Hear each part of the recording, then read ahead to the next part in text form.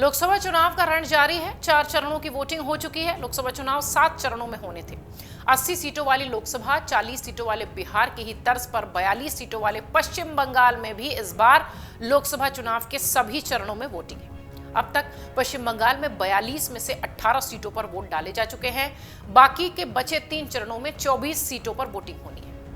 मुख्यमंत्री ममता बनर्जी ने मतदान के 4 पड़ाव पार होने के बाद चुनाव के बाद अब रणनीति को लेकर टीएमसी का अपना रुख स्पष्ट किया है। टीएमसी प्रमुख ममता बनर्जी ने कहा है कि हम आईएनडीआईए गठबंधन का नेतृत्व करेंगे। उन्होंने कहा कि गठबंधन सरकार को बाहर से समर्थन करेंगे और दिल्ली में ऐसी सरकार बनाएंगे जिससे बंगाल के लोगों को कोई दिक्कत ना हो।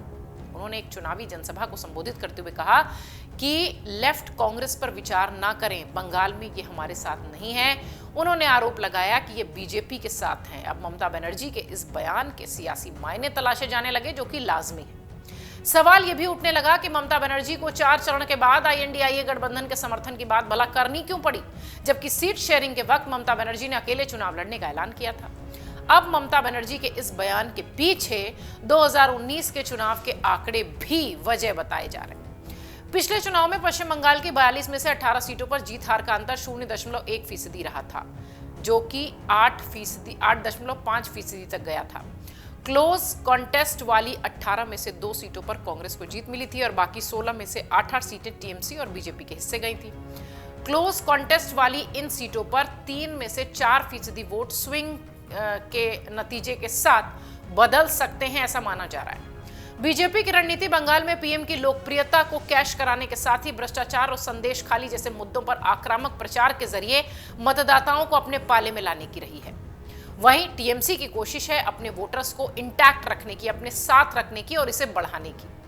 बीजेपी का स्ट्रॉन्ग होल्ड माने जाने वाले उत्तर बंगाल में मतदान हो चुका है, जहां पार्टी को 8 में से 7 सीटों पर जीत मिली थी। अब साउथ बंगाल यानी कोलकाता और आसपास की सीटों पर वोटिंग की बारी है।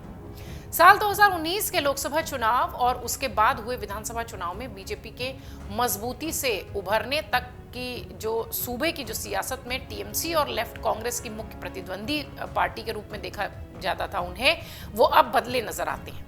दोनों ही दलों का वोट शेयर और सीटों का ग्राफ चुनाव दर चुनाव गिरता चला गया है, क्योंकि वो समीकरण अब बदल चुके हैं। ममता बनर्जी ने पहले कांग्रेस नेतृत्व की ओर से मान मनोबल के बावजूद पश्चिम बंगाल में टीएमसी के अकेले लड़ने का ऐलान किया था। वहीं उसके पीछे भी अस्तित्व तलाश रहे इन 2 दलों को फिर से खड़े होने के लिए अपनी जमीन नहीं देने की रणनीति की बात कही। 2014 का प्रदर्शन दोहराने की कवायद से जोड़कर इस पूरे मामले को देखा जा रहा है। अब अगर ममता बनर्जी ये कह रही हैं कि हम दिल्ली में समर्थन करेंगे, तो इसके पीछे दिल्ली के लिए एक सॉफ्ट सिग्नल है।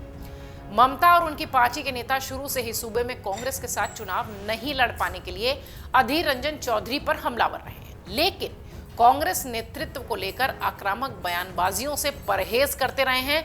अगर आप ध्यान दें तो कांग्रेस के नेतृत्व में भी पश्चिम बंगाल में चुनाव को पार्टी के नजरिए से कितनी गंभीरता से लेते हुए देखा गया है, इसे इस बात से समझा जा सकता है कि 4 चरणों में सूबे की 18 सीटों पर मतदान हो गया, लेकिन राहुल गांधी, प्रियंका गांधी वाड्रा जैसे बड़े नेता एक भी चुनावी रैली करते वहां नहीं नजर आए।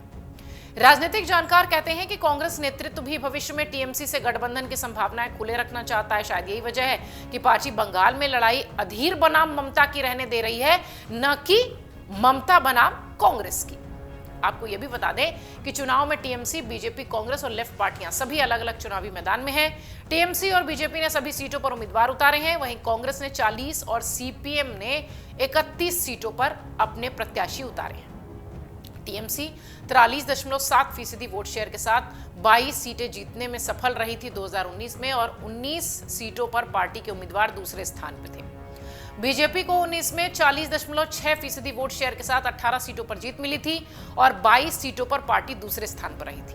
वोटों के लिहाज से अगर देखें तो टीएमसी को कुल मिलाकर 2,87,56,000 के आसपास के वोट मिले थे, जबकि बीजेपी को 2,30,28,000 के आसपास के वोट थे। दोनों दलों के बीच मात्र 17 लाख वोटों का अंतर था और कांग्रेस और सीपीएम को ही अगर मिला लें तो दोनों को 68 लाख वोट मिले थे। 2014 के चुनाव की बात करें तो टीएमसी को 39.8% और 34 सीटों पर जीत मिली थी।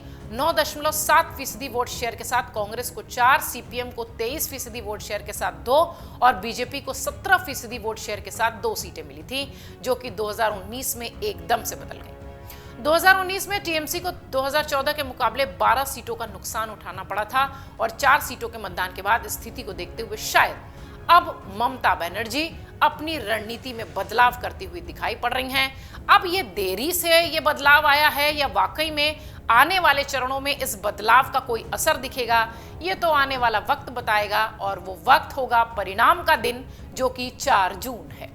अगर आप ये वीडियो YouTube पर देख रहे हैं तो हमारे चैनल को सब्सक्राइब करें और बेल आइकन को दबाना ना भूलें। अगर आप Facebook पर ये वीडियो देख रहे हैं तो हमारे पेज को लाइक करें।